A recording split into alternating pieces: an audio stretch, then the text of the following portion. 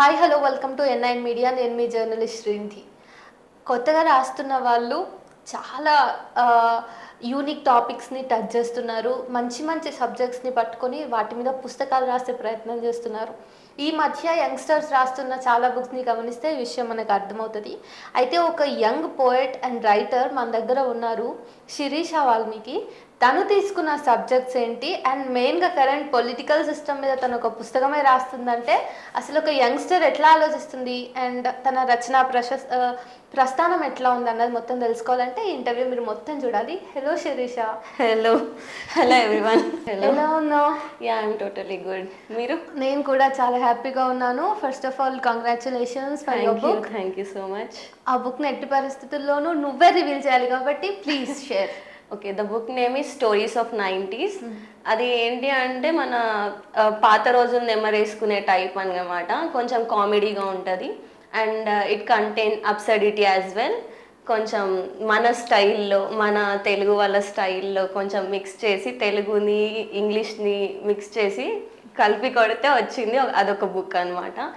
I think చాలామంది దానికి connect అవుతారని నా personal opinion. Hope so for the good result. Yeah, for your kind information, Telugu నెల ఏ రచయితని interview చేసినా దాదాపుగా వాళ్ళ రచనల్ని చదివిన తర్వాతే ఇంటర్వ్యూ చేస్తారు. సో స్టోరీస్ ఆఫ్ 90sని కూడా నేను చదివా కాబట్టి చాలా చోట్ల నాస్టాలజిక్ మూమెంట్స్ అనేవి మొత్తం ఫ్లాష్ అవుతున్నాయి. నరేషన్లో కానీ లేకపోతే it's more of a natural conversation చెప్పాలంటే. ఒక మనిషి కూర్చుని మన ముందు, సో ఆ రోజు ఇట్లా జరిగింది, లిటరలీ ఇట్ ఈస్ లైక్ గుర్తు చేస్తున్నావు మాకు కూడా రీడర్కి. సో ఆ రీడబిలిటీని నువ్వు నీ బుక్లో ఎట్లా పెట్టగలిగా? అది యూజువల్గా చెప్పాలంటే నాకు ఈ ఐడియా నార్మల్గా నాకు రాయాలనే థాట్ ఉండే, but I don't know the subject. ఏం రాయాలి ఏంది అన్న నా బ్రెయిన్లో లేదు. ఆ తర్వాత ఫ్రీక్వెంట్గా అంటే ఇంట్లో మనం మాట్లాడుకుంటుంటే, లేదంటే ఏదన్నా సపోజ్ ఏదన్నా ఇంట్లో పని చేయలేదనుకో, my mother used to say like నువ్వు మా కాలంలో పుట్టాల్సిందానివే, అప్పట్లో అయితే ఇట్లుంటుండే, అప్పట్లో మేము ఇట్లా తిరుగుతుండే. సో మా మదర్ వాళ్ళకి ఒక వాట్సాప్ గ్రూప్ ఉంటుండే, అంటే అందులో వీళ్ళ ఫ్రెండ్స్ ఎప్పుడన్నా మాట్లాడుకున్నా కానీ they use to recall their memories అనమాట. సో నాకు అనిపించింది ఏంటి అంటే ఓకే, ఇది ఏదో మంచిగా ఉన్నది కదా, అంటే ఇప్పటి కాలంలో అందరి లైఫ్లో ఏదో ఒక సాడ్నెస్ కానీ లేదంటే బ్రేకప్స్ కానీ ఇవే నడుస్తూ ఉన్నాయి. ఒక అంటే చిల్ వైబ్స్ అనేవి, పాజిటివ్ వైబ్స్, అటు బ్యాక్ టు మెమరీస్ అనేది ఎవరు అది ఆ డోర్ దగ్గరికి వెళ్ళాలనుకోవట్లేదు. సో నాకు ఈ థాట్ వచ్చింది అనమాట, ఓకే ఇది నా పర్సనల్ లైఫ్ ఎక్స్పీరియన్సే ఉండొచ్చు, కాకపోతే అందరి లైఫ్లో ఏదో ఒకటి కామన్గా తగిలి ఉంటుంది. సో అట్లా అని ఒకవేళ సరే ట్రై చేద్దాం, పోయిందేముంది ట్రై చేయడంలో అన్నట్టు అదొక చిన్న హోప్తోనే స్టార్ట్ చేసిన. అండ్ స్టార్ట్ చేసిన తర్వాత నాకు తెలిసిన ఫ్రెండ్స్కి, చాలా క్లోజ్ ఫ్రెండ్స్కి ఇచ్చిన అనమాట. లైక్ నేను రాసింది అని చెప్పకుండా నార్మల్గా ఇది ఎట్లా అనిపించింది అంటే, కొంతమంది ఉండి చెప్పారు చాలా బాగుంది, ఎవరు రాసిరు ఇది అని నన్ను అడిగితే అప్పుడు నేను చెప్తే వాళ్ళు అసలు నమ్మలేదు. నువ్వు రాసినావు, నిజం చెప్పు, నిజంగా నీదా అని అనేసరికి నాకు ఒక పాజిటివ్ హోప్ వచ్చింది అనమాట. ఓకే ఇది టు సమ్ ఎక్స్టెంట్ అందరినీ సాటిస్ఫై చేయగలదు అని, అంతే. అంతకు మించి నాకు పెద్ద థాట్స్ ఏం లేవు దాని మీద. అయితే ఇక్కడ మెయిన్ థింగ్ ఏంటంటే నువ్వు తెలుగు అమ్మాయివి, తెలుగు చదువుతావు, రాస్తావు, and to some extent of your education నువ్వు తెలుగు చదువుకున్న అమ్మాయివి, I mean Telugu medium. So ఆ తర్వాత ఇంగ్లీష్లో రాసావు. నీ బుక్ చదివా కాబట్టి ఇంత స్ట్రాంగ్గా చెప్పగలుగుతున్నా. ఇంగ్లీష్లో ఉన్న పుస్తకం కూడా ఈజీగా మన తెలుగు వాళ్ళకి అర్థమవుతుంది. ఆ నేటివ్ యునో ఆ టెక్స్చర్ అండ్ అథెంటిక్గా ఉంది బుక్ కూడా, తెలుగులో చదువుతున్నట్టే ఉంది లిటరల్లీ. సో ఇది ఖచ్చితంగా కాంప్లిమెంటే. అయితే అసలు ఎక్కడ స్టార్ట్ చేసావు రాయటం? ఇంగ్లీష్లోనే ఎందుకు రాసావు? ఎక్కడ అంటే స్పెసిఫిక్గా చెప్పాలంటే నేను ఇంతకుముందు చెప్పిందే, నాకు అది థాట్ వచ్చిన తర్వాత నాకు ప్రాసెస్ ఏం తెలియదు అనమాట. ఎట్లా దీన్ని ముందుకు తీసుకెళ్ళాలి, ఫర్దర్ స్టెప్ ఏంది, ఇదేం నాకు తెలీదు. నాకున్న థాట్ ఏంటంటే రాయాలి, అంతే. అంతకుమించి నాకు వేరే థాట్ లేకుండే. సో నేను నార్మల్గా కూర్చొని టైప్ చేస్తూ కాదు ఇది కాదు, something else we have to add, మళ్ళీ దాని తర్వాత అట్లా చాలాసార్లు నేను చాలా స్ట్రగుల్ అయ్యాను అనమాట. ఒక్కొక్కసారి పోయట్రీలో రాస్తే ఎట్లుంటుంది అని మొత్తం పోయట్రీలో రాసి మళ్ళీ దాని తర్వాత ప్రోజ్లోకి వచ్చి, అంటే నాకు అదొక క్లమ్జీనెస్ అనిపించింది. నాకు దాని తర్వాత వచ్చిన ఐడియా ఏంటి అంటే సరే ఇట్స్ ఓకే, మనం అంత పర్ఫెక్ట్గా రాయాల్సిన అవసరం లేదు దేన్నైనా కానీ. ఎందుకంటే మన వ్యూస్ని ఐడియాస్ని అక్కడ ఎక్స్ప్రెస్ చేస్తున్నప్పుడు అక్కడ ఆ ఎమోషన్ అనేది ఇంపార్టెంట్ మనకి. సో నేను ఆ థాట్లోనే ఇక కంటిన్యూ చేసిన అనమాట. ఇంగ్లీష్లో ఎందుకు? ఇంగ్లీష్లో ఎందుకు అంటే to be frank, to reach lot of people, అంటే ఎక్కువ మందికి జనాలకు కనెక్ట్ అవ్వాలి అని. అండ్ సెకండ్ థింగ్ ఏంటి అంటే నేను పోస్ట్ గ్రాడ్యుయేషన్ ఇంగ్లీష్లోనే చేసిన కాబట్టి ఓకే రాద్దాము అన్నట్టుగా. అండ్ నేను అందులో కూడా నా లాంగ్వేజ్ వచ్చేసి సింపుల్గా యూజ్ చేసిన, ఎందుకంటే ఓకే కొంత లో స్టాండర్డ్ వాళ్ళకైనా కానీ అది అర్థం అవ్వాలి, చదవం వెంటనే దానికి అర్థం అవ్వాలి, దానికి కనెక్ట్ అవ్వాలి. ఏదో కాంప్లెక్స్ లాంగ్వేజ్లో రాసి మొత్తం మనల్ని ప్రూవ్ చేసుకోవడం కాదు. అంటే మన ఎమోషన్ అనేది పక్కన వాళ్ళు రీడర్స్ ఎవరైతే ఉంటారో వాళ్ళకి టచ్ అవ్వాలి అంతే అన్నట్టుగా సింపుల్ లాంగ్వేజే చూస్ చేసుకున్నా అంతే. శిరీష అసలు ఎక్కడ పుట్టారు అండ్ ఫ్యామిలీ బ్యాక్గ్రౌండ్ ఏంటి? ఓకే, నేను వచ్చేసి ఒక చిన్న ఊరు అనమాట. మీకు most of the people doesn't know, Wanaparthy దగ్గర ఆత్మకూరు అనే ఒక చిన్న విలేజ్ ఉంటుంది. చిన్న విలేజ్ కాదు అంటే ఇప్పుడు అది మండల్ అయింది. When I was a kid అప్పుడు అది చిన్న ఊరే అనమాట. ఈవెన్ మేము మా చిన్నతనంలో ఏమంటారు పక్కింటికి వెళ్ళి టీవీలు చూడడం కానీ, ఏది మనకు ట్యాంకర్ వస్తే నీళ్ళు మోసుకోవడం కానీ, సో ఇట్లాంటి థింగ్స్ నార్మల్గా జరిగే ఉంటాయి. సో అక్కడ నుంచి నా ఫ్యామిలీ బ్యాక్గ్రౌండ్ వచ్చేసి నేను, మా మదర్, మా ఫాదర్ అనమాట. మా ఫాదర్ రీసెంట్గా ఎక్స్పైర్ అయ్యారు. So mother and me. Okay, so రాయాలి అని ఎట్లా ఆలోచన వచ్చింది? నాట్ ఓన్లీ దిస్ బుక్, కంప్లీట్గా అసలు లిటరేచర్ వైపు ఎట్లా? ఇదొక ఏమంటారు ట్రాజిక్ థింగ్ చెప్పాలంటే, యాక్చువల్లీ నేను నా BSc nutrition and dietetics, zoology and chemistry చాలా పెద్దది ఇన్ కోటి ఉమెన్స్లో చదివిన తర్వాత I have no idea what to do అన్నది నాకు లేదు. నాకు సింపుల్గా నాకు అప్పుడు అనిపించింది ఏంటి అంటే నేను గవర్నమెంట్ ఎగ్జామ్కి ప్రిపేర్ అవ్వాలి అన్న థాట్లోనే ఉన్నా. సో ఆ గ్యాప్లో నేను ఒక టీచర్గా వర్క్ చేసిన అనమాట. సో టీచర్గా వర్క్ చేసినప్పుడు నాకు యూజువల్లీ మా ప్రిన్సిపల్ ఒక కాంప్లిమెంట్ ఇచ్చారు అనమాట, ఓకే నువ్వు ఇంగ్లీష్లో మంచిగా చెప్తున్నావు, మంచిగా ఇది చేస్తున్నావు అని. దాని తర్వాత ఇంట్లో నార్మల్గా ఖాళీగా ఉంటుంటే ఇక మా మమ్మీ ఉండి ఎన్ని రోజులు ఇట్లు ఉంటావు, ఏదైనా చెయ్యి, డూ సంథింగ్ అంటే మా ఫ్రెండ్ ఇచ్చిన సజెషన్ ఏంటి అంటే ఎంఏ ఇంగ్లీష్ చెయ్యి, అది చేస్తే నువ్వు ఏంటి కాలేజ్కి వెళ్ళాల్సిన అవసరం లేదు, డైరెక్ట్ చదువుకొని ఎగ్జామ్ రాయొచ్చు అని. లిటరలీ ఆ హోప్తోనే నేను జాయిన్ అయినా. అండ్ ఆఫ్టర్ దట్ నాకు ఇంట్రెస్ట్ వచ్చింది అనమాట. నాకు యూజువల్గా స్టోరీస్ రీడింగ్ అంటే కొంచెం ఇంట్రెస్ట్, అంత పెద్ద రీడర్ని కాదు, చిన్న రీడర్నే, కాకపోతే నాకు ఇంట్రెస్ట్ అట్లా డెవలప్ అయింది. నా డిగ్రీలో కూడా నేను చిన్న రాసేదాన్ని, కానీ అంత ప్రొఫెషనల్గా ఎప్పుడు ఎగ్జిబిట్ చేయలేదు అనమాట. ఓకే రాసుకున్నామా, మనది మనం చదువుకున్నామా, I used to read 100 times, అది నాది నేను చూసుకొని నాది నేను చదివి మురిసిపోయేదాన్ని. ఓకే అంతే అనమాట. ఇక సో దాని తర్వాత ఇక ఫ్రెండ్స్ కొంతమంది సపోర్ట్ చేయడం, ఒకసారి ట్రై చెయ్యి ఏం కాదు అని సపోర్ట్ ఇవ్వడం, అట్లా దాని నుండి ఈ మధ్యలో కొంచెం బయటికి వచ్చిన ప్రపంచానికి దగ్గరగా.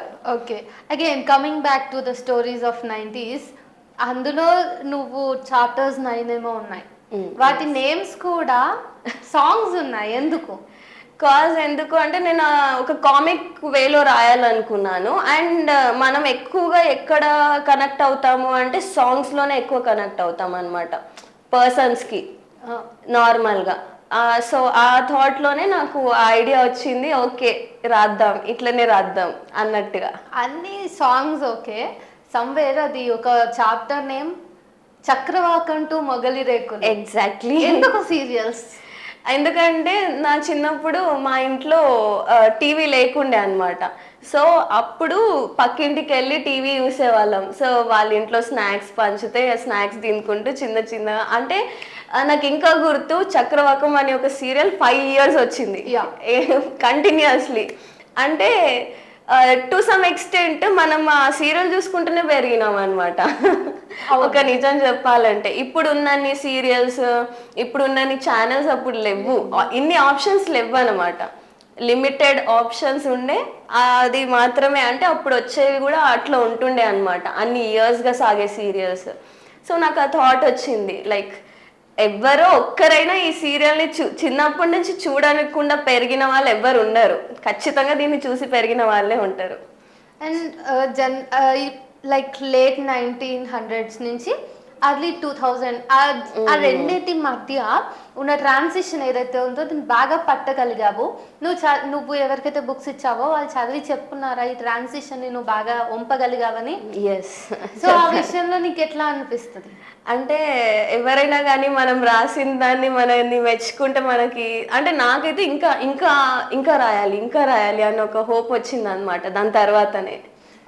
అంటే ఇప్పుడు ఆ ట్రాన్సిషన్స్ని గుర్తు చేసుకుందామన్నా, ఈవెన్ ఇఫ్ నేను ఆ డేస్లో కొంచెం ఉన్నా కానీ, ఆ అర్లీ 2000 కిలోనైనా కానీ, సమ్వేర్ ఇప్పుడున్న టెక్నాలజీకి ఇంత ఎక్స్పోజ్కి నేను అవి గుర్తు చేసుకోవడం కొంచెం కష్టమే అనిపిస్తుంది. ఆ టెక్స్టింగ్ కానీ, ఆ చిన్న బ్లాక్ అండ్ వైట్ ఫోన్లో ఈవెన్ కలర్ టీవీ అని మెన్షన్ చేశారు. సో ఆ ట్రాన్సిషన్ని నేను గుర్తు చేసుకోవడం కూడా కష్టంగా అనిపిస్తుంది. అట్లా మనం మర్చిపోయిన కాలాన్ని తీసుకుని ఆ పీరియడ్కి వెళ్ళి, ఇది ఒక టైం పీరియడ్కి వెళ్ళి రాయడం, అక్కడ నీకు ఏమైనా ఛాలెంజెస్ వచ్చాయా? ఎగ్జాక్ట్లీ. ఎందుకంటే ఇప్పుడున్న మన జనరేషన్లో ఎట్లా అంటే ఇప్పుడు తిన్నది ఇప్పుడే మర్చిపోతాం. మధ్యాహ్నం తిన్నది రాత్రి ఎవరైనా అడిగితే ఏం తిన్నాం అంటే బ్లాంక్ ఉంటుంది, కాసేపు మనం పాజ్ అవుతాం. అట్లాంటిది ఇక సమ్ 20 years అట్లా బ్యాక్ వెళ్ళి రాయాలంటే it's not an easy thing. కాకపోతే నేనేందంటే నేను ఎక్కడైనా మిస్ అయితే I used to call my mom. అడుగుతుండే అనమాట, చిన్నప్పుడు ఎట్లుంటుండే మమ్మీ, ఎట్లా చేస్తుండే మమ్మీ అని. అంటే మా మమ్మీ ఇక నీకు పని పాట లేదా, ఇక ఎందుకు అడుగుతున్నావు ఊకే, అదేమైనా పెద్ద ఇది అనుకుంటున్నావా అని తిట్టి చెప్పడం. సో అట్లా అట్లా ఇంకా మా ఫ్రెండ్స్ నుండి అట్లా ఉంటే బాగుంటుండే. నా 10th అంటే 6th to 10th వరకు ఫ్రెండ్స్ సర్కిల్లో వీళ్ళు ఇట్లుండే కదా అప్పుడు అట్లుండే. సో అట్లాంటి థింగ్స్ నుంచి గ్రాస్ చేసుకున్నాను అనమాట ఇన్ఫర్మేషన్ అంతా. అట్లా ఒక దగ్గర గ్యాదర్ చేసుకొని పెన్ను పేపర్ పట్టుకొని ఇక దాన్ని రాసి రాసి ఒక పర్ఫెక్ట్ ఫార్మాట్ వచ్చిన తర్వాత ఎస్ దిస్ ఈస్ గుడ్ అని ఫిక్స్ అయిన. అట్లా చాలా చోట్ల ఎంత జెన్యున్గా ఉన్నాము అంటే, ఈవెన్ మన మదర్స్ మనం తిడుతున్న తిట్లని కూడా దింపేసి, అండ్ మధ్య మధ్యలో బాగా ఎక్కడో కొడుతుంది అమ్మాయి, సినిమా పిల్లనా లేకపోతే మీమ్స్ పిల్లనా అని. ఏంటి ఆ విషయం? అంటే అక్కడ ఒక థింగ్ ఏంటంటే ఇప్పుడు జనరేషన్ అంతా ఇన్స్టాగ్రామ్కి బాగా కనెక్ట్ అయినారు కదా. సో మేబీ ఇన్స్టాగ్రామ్ లాంగ్వేజ్లో రాస్తే వాళ్ళకు కూడా హే ఇదేంది ఇక్కడ రాసింది అని అనుకుని నవ్వుకునే వాళ్ళు కొంతమంది ఉంటారు, క్రిటిసైజ్ చేసే వాళ్ళు కొంతమంది ఉంటారు. కాకపోతే నాకు ఆ నవ్వుకునే వాళ్ళు ఇంపార్టెంట్ కాబట్టి సో ఆ పాయింట్ ఆఫ్ వ్యూలో రాసిన అనమాట. ఓకే, సరే ఈ బుక్ గురించి కొంచెం పక్కన పెడితే, నువ్వు పోయట్రీ కూడా కదా. సో తెలుగు ఇంగ్లీష్ రెండిట్లో పోయమ్స్ రాస్తావు. అయితే నీకు ఇది రాయాలి అనిపించినప్పుడు ఇది తెలుగులోనే రాయాలి, లేదు ఇది ఇంగ్లీష్లోనే రాయాలి అని ఎట్లా డిసైడ్ అవుతావు? Depend on the theme and నాకు వచ్చే ఐడియాస్ అనమాట. బేసిక్గా నేను ఎక్కడ స్టక్ అవుతా అంటే మన మదర్ లాంగ్వేజ్లో వచ్చే ఎమోషన్ ఫారెన్ లాంగ్వేజ్లో అంత కనెక్ట్ అవ్వమన్నమాట. సో అక్కడ ఏదైనా థీమ్ వచ్చింది అంటే ఆ థీమ్కి తగ్గట్టుగా నేను చూస్ చేసుకుంటా. అంటే నాకు అనిపిస్తుంది I can write in this way, ఇట్లా రాస్తే ఓకే అనుకున్నప్పుడు నేను ట్రై చేస్తాను అనమాట దాన్ని బోత్ వేస్లో. ఓకే, నాకు అది ట్రై చేసిన తర్వాత ఇంకా అడిషన్స్ ఉన్నాయా డిలీషన్స్ ఉన్నాయి అట్లా మొత్తం చెక్ చేసుకొని I send to my friends. పాపం వాళ్ళు ఊకే బలైపోతారు ఈ విషయంలో, ఊకే ఏం పంపిస్తావు ఏం చదవాలి అని అంటారు. సో వాళ్ళ తర్వాత నాకు ఏది పర్ఫెక్ట్ అనిపిస్తే దెన్ ఐ విల్ ఫైనలైజ్ అనమాట, ఓకే ఇది వచ్చింది అని అనుకుంటా. సో నువ్వు జనరల్గా రాయడానికి థీమ్స్ కానీ సబ్జెక్ట్స్ కానీ ఎట్లా చూస్ చేసుకుంటావు? సింపుల్ అంటే సోషల్ లైఫ్కి సంబంధించినవి అట్లా చూస్ చేసుకుంటాను. కొన్ని వచ్చేసి లైక్ విమెన్ గురించి కానీ, లేదు అంటే నాకు ఏమైనా ఫేవరెట్ థింగ్స్ కానీ. యూజువల్గా నాకు ఎప్పుడైనా సాడ్ అనిపించింది అంటే ఇంకా దాన్ని కన్వర్ట్ చేస్తాను, ఎట్లా ఉంటే బాగుంటుంది అన్నట్టుగా కన్వర్ట్ చేసి దానికి తగ్గట్టుగా రాస్తాను అనమాట, అంతే. ఓకే, సో 2 లాంగ్వేజెస్లో రాస్తున్నావు కాబట్టి ఆలోచించడం ఏ లాంగ్వేజ్లో ఆలోచిస్తావు? ఆబ్వియస్లీ మదర్ లాంగ్వేజ్ వస్తుంది ఫస్ట్, మనకి మదర్ లాంగ్వేజ్ వస్తుంది అనమాట. దాని తర్వాతనే ఇంగ్లీష్లో ఆలోచించగలను. మొత్తం బ్రెయిన్లోనే ట్రాన్స్లేట్ చేసి? లేదు, ఫస్ట్ పెన్సిల్ తీసుకొని కూర్చొని దాన్ని రాస్తూ ఉంటాను అనమాట తెలుగులో. ఓకే, రాసి ఓ ఇది ఓకే అనిపిస్తే ఓకే, లేదు అంటే మళ్ళీ ఎరేజర్ తీసుకొని తుడిపేసి మళ్ళీ అదే same theme. No, I got the point. నువ్వు ఇంకా ఎందుకు 90s కిడ్ దగ్గర స్టక్ అయినావు అంటే still you use pencil and cause దీనికి ఉన్న మెయిన్ రీజన్ ఏంటి అంటే నాకు ఒక షై ఫీలింగ్ వస్తుంది అనమాట. Nobody should read it. Okay, కొంతమంది నవ్వుకుంటారు కదా అది చదివి. డ్రాఫ్ట్స్ ఎవరు చదవద్దు, ఓకే, ఫైనలైజ్డ్ థింగ్ మాత్రమే చదవాలి. అందుకే నేను పెన్సిల్ అండ్ ఎరేజర్ యూజ్ చేస్తాను. పెన్సిల్ అంటే గుర్తొచ్చింది, ఏంటి నువ్వు కూడా నా బ్యాచేనా? స్లేట్ పెన్సిల్స్ తినే బ్యాచా? చిన్నప్పుడు. సో అది పెట్టాలి, స్లేట్ పెన్సిల్ తినే విషయాన్ని పెట్టాలని ఎట్లా అనుకున్నా? అది ఐడియా వచ్చేసి నేను చిన్నప్పుడు చేసిందే కాబట్టి. యూజువల్గా ఇప్పుడు 10 మెంబర్స్ని తీసుకుంటే 10 మెంబర్స్లో అవుట్ ఆఫ్ 8 మెంబర్స్ ఈ పని చేస్తుండ్రు. ఇంకా కొంతమంది మేధావులు ముక్కులోనో చెవులోనో పెట్టుకొని అది బయటికి రాక హాస్పిటల్ వరకు వెళ్ళిన వాళ్ళు కూడా ఉంటారు. నాకు తెలిసి ఉంటారు, మ్యాక్సిమం ఉంటారు అట్లాంటి వాళ్ళు ఉన్నారు. ఐ కెన్ రిలేట్, నా ఫ్రెండ్స్ ఉన్నారు. యా, సో అందుకే టు సమ్ ఎక్స్టెంట్ ఓకే ఇది కనెక్ట్ అవుతుంది అని అనుకుని రాస్తున్నాను అనమాట. గేమ్స్ గురించి కూడా చాలా రాసావు ఆ బుక్లో. సరే, ఈ బుక్లో ఒక కైండ్ ఆఫ్ కామిక్ ఆ టచ్ని చూసాము, ఓకే ఇది రిఫ్రెష్మెంట్కి బాగుంది అని చూసాము. బట్ పోయట్రీ విషయానికి వస్తే పోయట్రీ అనేది కొంచెం వేరే కైండ్ ఆఫ్ ప్రక్రియ కాబట్టి నువ్వు పోయమ్స్ రాసిన వాటిలో నా కోసం ఒక తెలుగు పోయం, ఒక ఇంగ్లీష్ పోయం పక్కాగా వినిపించాలి ఇప్పుడా? Okay, fine. దీని తర్వాత నన్ను తిట్టుకోకండి, నేనంత ప్రొఫెషనల్ పోయట్ కాదు. సో నార్మల్గా ఇది నేను నా ఫస్ట్ పోయం అనమాట. నా డిగ్రీ సెకండ్ ఇయర్లో ఉన్నప్పుడు ఏవి కాలేజ్లో ఏదో కవిత్వానికి సంబంధించింది వస్తే దాన్ని రాశాను. నా ఫేవరెట్, ఎందుకంటే ఫస్ట్ పోయం కదా, ద బెస్ట్ పోయం అన్న ఫీలింగ్లో నేను ఉంటా అంతే. పోయం వచ్చేసి ఆడదాన్ని నేను ఆడదాన్ని. ఆడదాన్ని నేను ఆడదాన్ని, చీకటి నీడల్లో వెలుతురు కోరుతున్న ఆడదాన్ని, బ్రతుకు ఆటల్లో నిరంతరం పోరాడుతున్న ఆడదాన్ని, చీర కొంగుల్లో మదపటేనుగుల చూపులతో నలిగిపోతున్న ఆడదాన్ని, సమాజంలో జరిగే అరాచకాలకి నిలువెత్తు సాక్ష్యమైన ఆడదాన్ని, కన్నీటి సంద్రంలో చేప పిల్లలాగా స్వేచ్ఛ కోసం పరితపిస్తున్న ఆడదాన్ని, ఎన్ని ఒడిదొడుకులు ఉన్నా నేనెప్పుడు ఓడని దాన్ని. ఆడదాన్ని నేను ఆడదాన్ని. మనం ఎప్పుడు ఓడిపోని ఆడవాళ్ళం. Yes, exactly. ఇంకొకటి వచ్చేసి ఇది నా కేయూ మీద రాసిన అనమాట. ఎప్పుడంటే నా సెకండ్ ఇయర్ అయిపోయిన తర్వాత, so I have to leave the college campus. Major చెప్పాలంటే హాస్టల్, నా ఫ్రెండ్స్ని. అప్పుడు రాశాను, oh my KU, I love you for the immense knowledge you taught, for the cutest memories I have. You make me feel warm when it's cold and cherished me when I am low. I'm a warm around your candle. Please don't blow me off. You are my warmest cloud of arch that chills my coolest sun. That's ice actually. I love you for wrapping me around you like a savior mother. I want to be your Valentine forever. Don't peel off my skin. I can't bear you depart. You gave me a family, urge not to snatch it. You gave me a great history, leaving you is a great mystery. You made me this oyster pearl to shine. You mold this mud to a whaler kings, queens of Kakatiyas. I am happy to declare that this mother is growing day by day. Oh my knowledge book, I have 1,000 complaints on you. Does it mean I hate you? Oh my KU, I love you. That's it. Does it mean I hate you? మనం ఇష్టపడే వాళ్ళ మీద మనకి ఎన్ని complaints ఉన్నా, yes, somewhere you got the point. Yeah. So ఇవన్నీ రాస్తూ ఉన్నప్పుడు నీకు సైడ్ నుంచి ఫెలో ఫ్రెండ్స్ నుంచి ఆర్ ఎవరి నుంచి అయినా విమర్శలు వచ్చాయా? విమర్శలు అంటే వస్తాయి కదా యూజువల్గా. What kind of? చాలామంది అంటే నీకు అవసరమా ఇవన్నీ, ఎందుకు రాస్తానో, it's all waste of time అని కొంతమంది ఇంకా సర్లే ఇంకా ఏం చేస్తాం అనుకునే వాళ్ళు కూడా ఉన్నారు. ఇంట్లో నాకు ఇట్లాంటి ఒక స్పెషల్ టాలెంట్ ఉందని తెలీదు, కానీ my mother used to support me. Okay. So okay.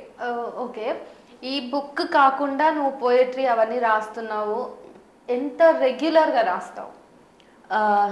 ఫ్రాంక్గా చెప్పాలంటే నేను అంత ప్రొఫెషనల్ అండ్ రెగ్యులర్ పోయట్ని కాదు. ఆర్ట్లో ప్రొఫెషనల్ నాకు ఏంటంటే నాకు అది బాగా టచ్ అవ్వాలి, ఐ షుడ్ ఫీల్ దట్, అప్పుడే నేను రాస్తాను అనమాట, లేకపోతే రాయను.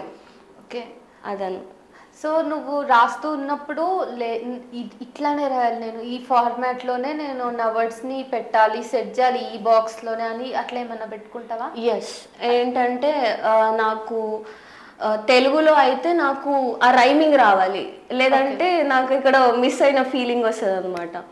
ఇంగ్లీష్లో వీ హ్యావ్ 2 ఆప్షన్స్, ఎదర్ నువ్వు బ్లాంక్ అంటే ఫాలో అవ్వాల్సిన అవసరం లేదు, లేదంటే ఫాలో అవ్వాలి, దానికి కూడా రైమింగ్ స్కీమ్ అట్లా ఉంటుంది అనమాట. సో నాకు ఈ 2 కంఫర్టబులే ఉంటాయి. కానీ తెలుగులో నాకు అది రావాలి, రైమింగ్ రావాల్సిందే, లేదంటే అది ఎక్కడో మిస్ అయిన ఫీలింగ్ వస్తుంది అనమాట. కంటెంపరీ రైటర్స్ అండ్ పోయిట్స్లో నీకు వీళ్ళు బాగా రాస్తారు అనిపించే వాళ్ళు ఎవరైనా ఉన్నారా? టు బి ఫ్రాంక్, ఇది చెప్పిన తర్వాత నన్ను చాలా క్రిటిసైజ్ చేసుకుంటారు.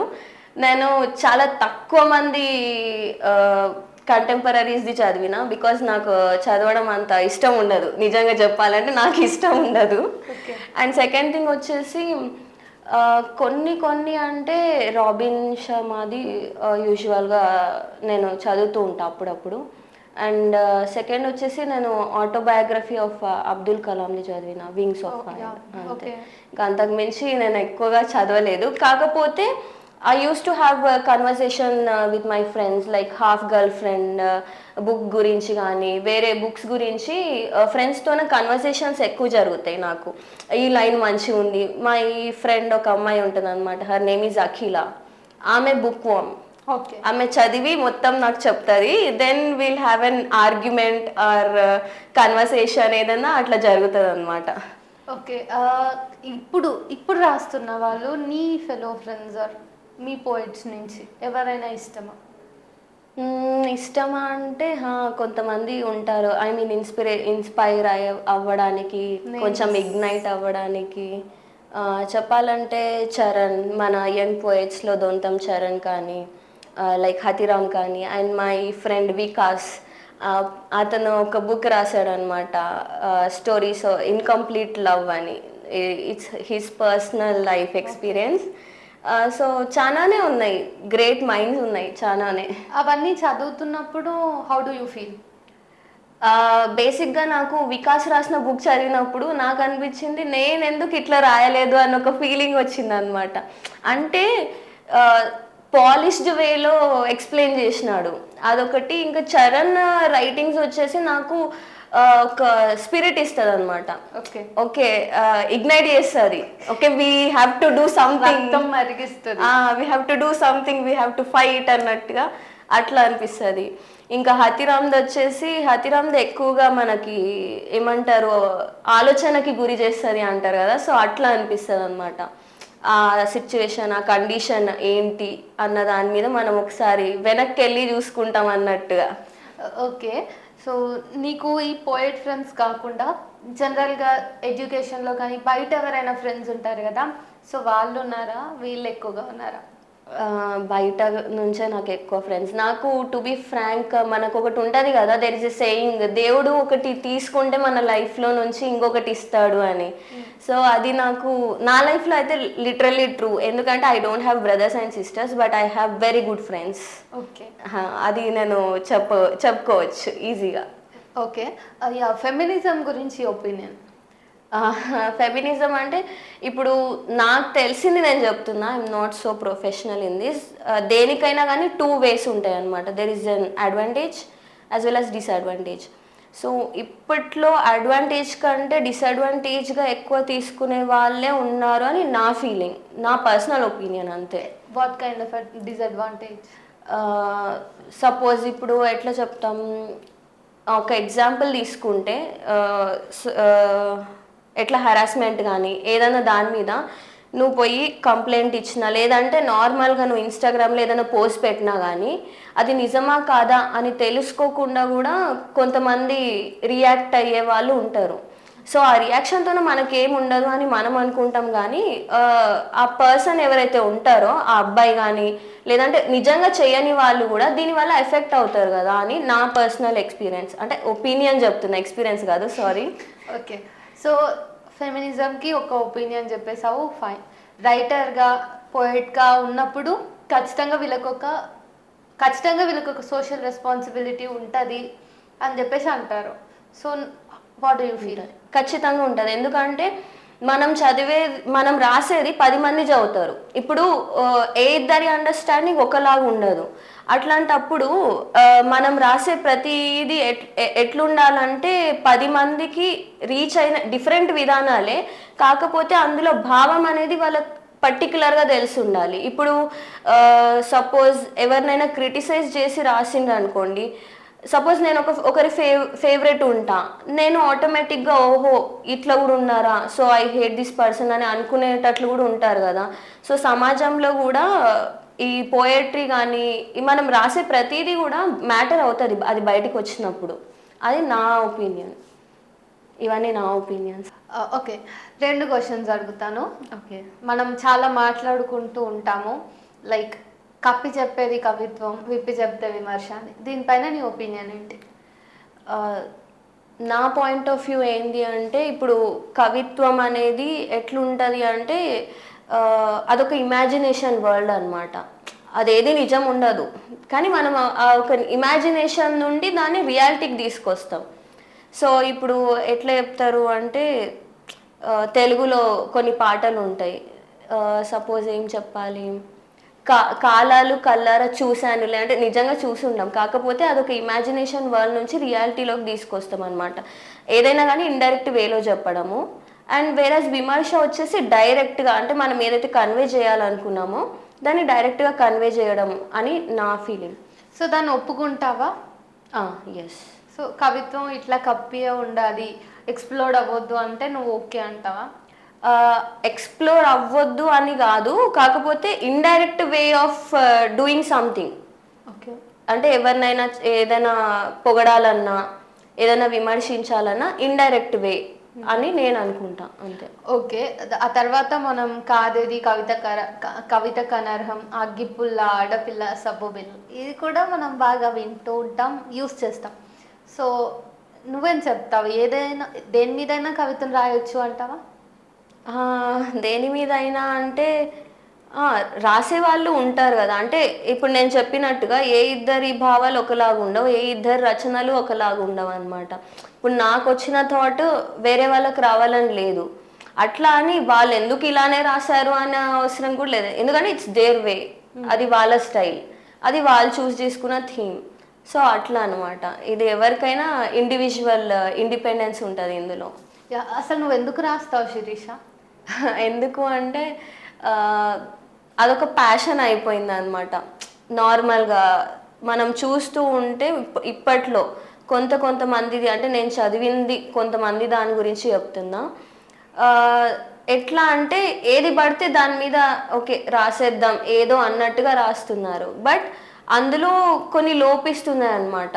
అంటే ఆ ఒరిజినాలిటీ అనేది అట్లే ఉండిపోతుంది. What is that originality? Define. Suppose అది ఒక కోర్ నుండి తీసుకొచ్చి రాయడం అంటారు కదా. అంటే టు సమ్ ఎక్స్టెంట్ దాని గురించి డెప్త్గా వెళ్ళి చదివి, ఐ మీన్ అదేంటి అన్నది తెలుసుకొని రాయడం అనేది ఒక థింగ్ ఉంటుంది. సో అది ఎక్కడ మిస్ అవుతుంది అని నాకు అనిపించింది, అంతే. అండ్ నేనే ఎందుకు రాయడం చూస్ చేసుకున్నా అంటే అది నాకు ప్యాషన్ అనిపించింది. ఓకే, ఎవరెవరికి ఏవేవో కళలు ఉంటాయి కదా, నాకు కూడా దేవుడి కళ ఇచ్చిండు. Okay, how serious is that passion is?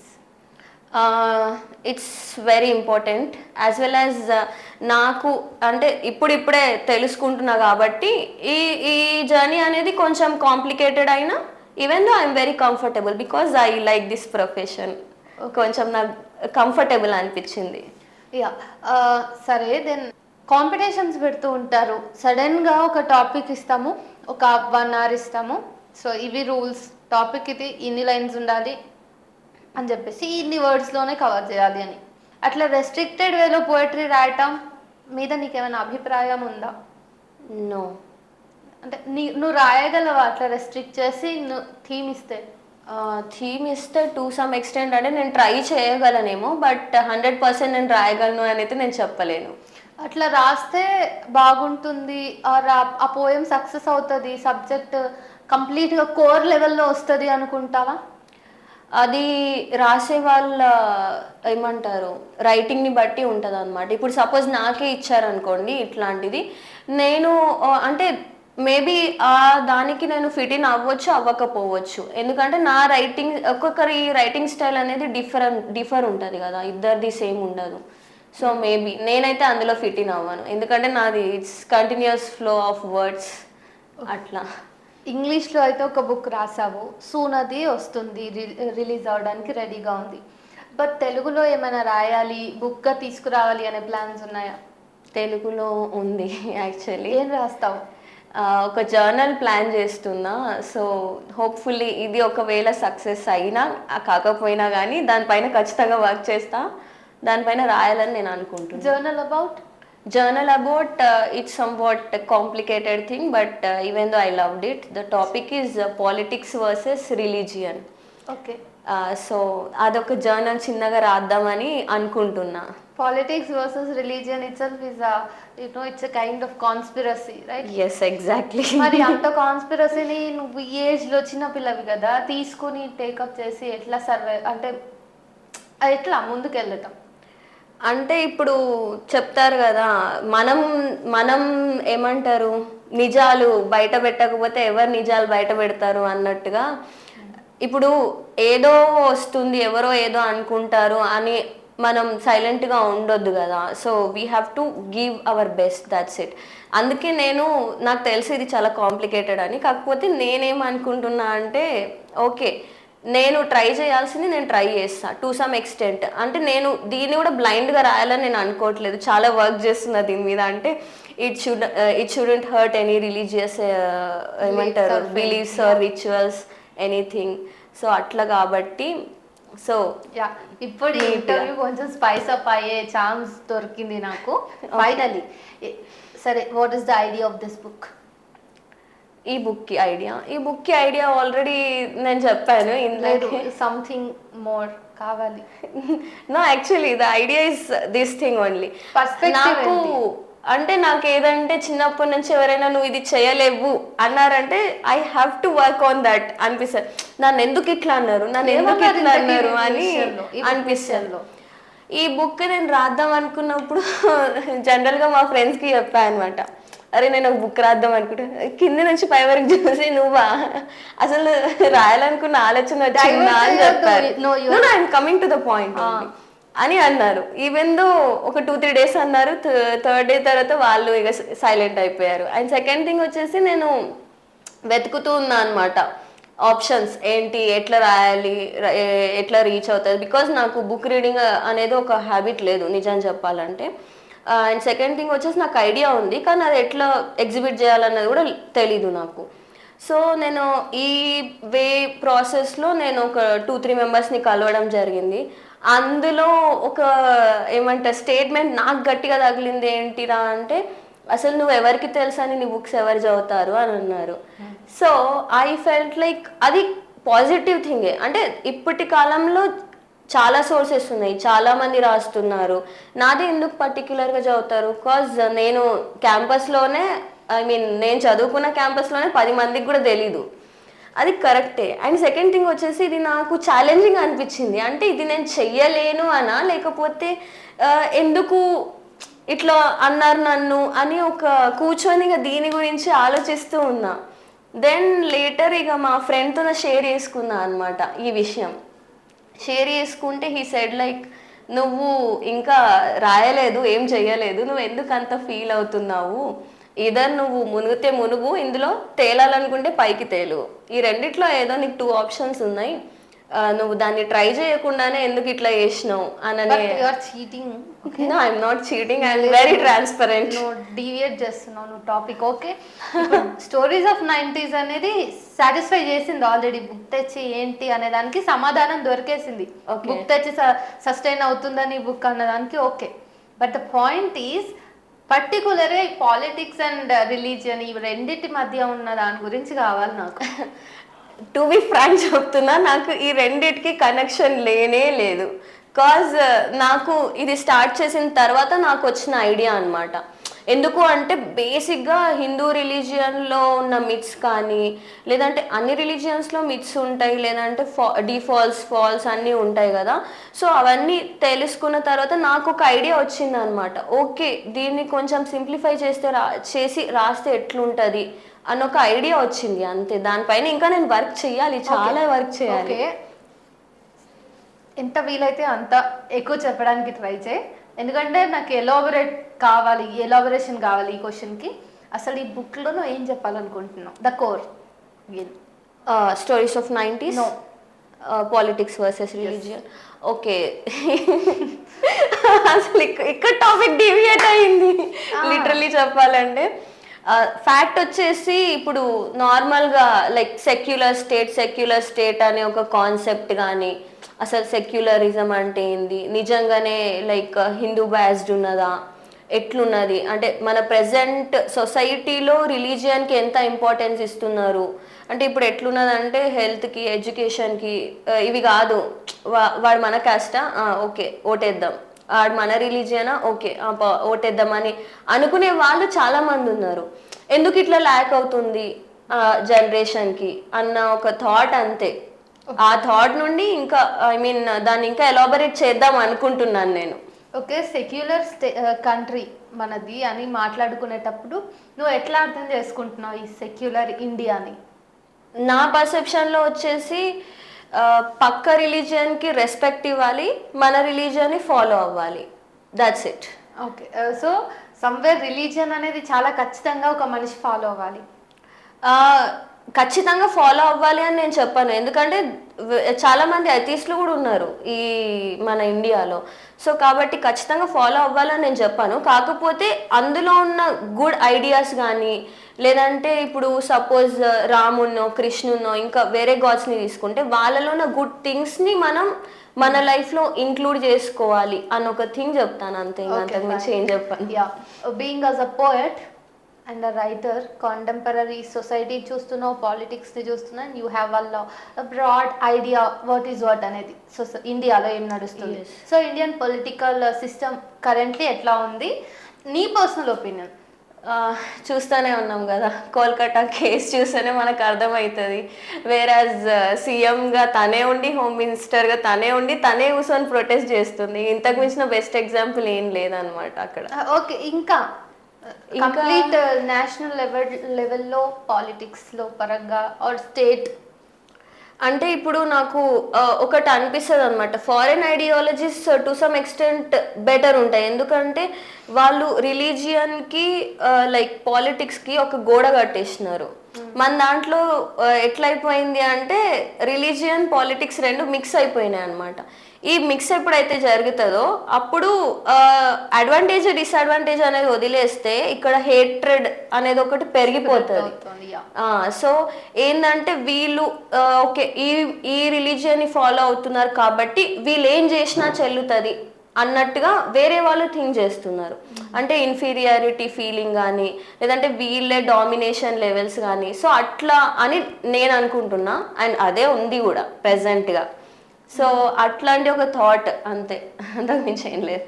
Okay, సరే ఈ బుక్ రాస్తున్నావు, పాలిటిక్స్లో సబ్జెక్ట్ ఎవ్రీథింగ్ ఈజ్ ఓకే, ఇంకా ఏం రాస్తావు? ఇంకా వచ్చేసి ఒక నావెల్ రాద్దామన్న ఒక ఆలోచన ఉన్నది. Subject is a love story.